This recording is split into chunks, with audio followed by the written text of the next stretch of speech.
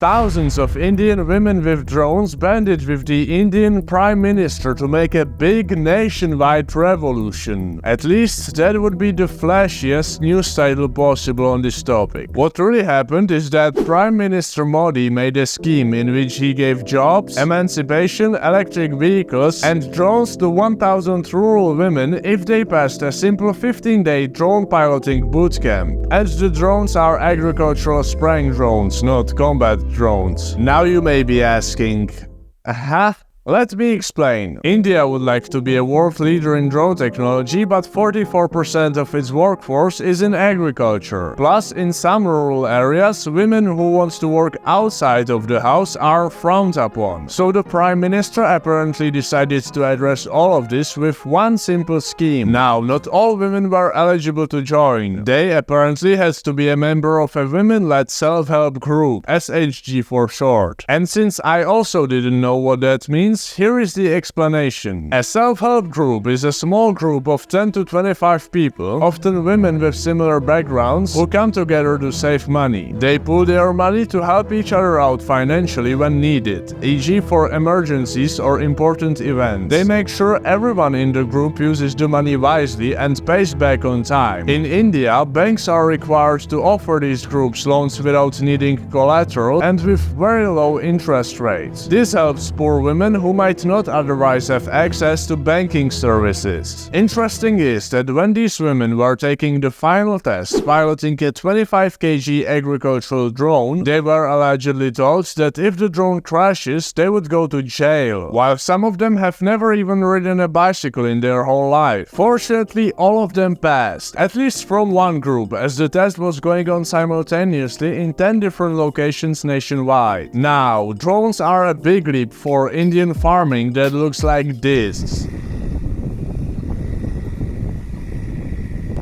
But I guess it's exactly what's needed to drastically improve it. Nowadays, it's not uncommon to still see people spraying their fields manually. With a drone, you can be more precise, spray the fields faster, get the job done cheaper, and save sometimes even half the fertilizer/pesticides. Also, there is a labor shortage, so some farmers don't have any other choice but to rely on technology like this. When you look at the big picture though, 1,000 drones is way too little for 700 million farmers. But some speculate that giving away 1,000 drones was Modi's master plan on how to jumpstart the Indian drone industry through increased demand from farmers all across the country, and that helping the 1,000 rural women get a job might serve the exact same purpose. Plus, the scheme is financially backed by big Indian agrochemical companies and drone startups, which only supports the original claim. The drone industry of said country is predicted to be worth $4.2 billion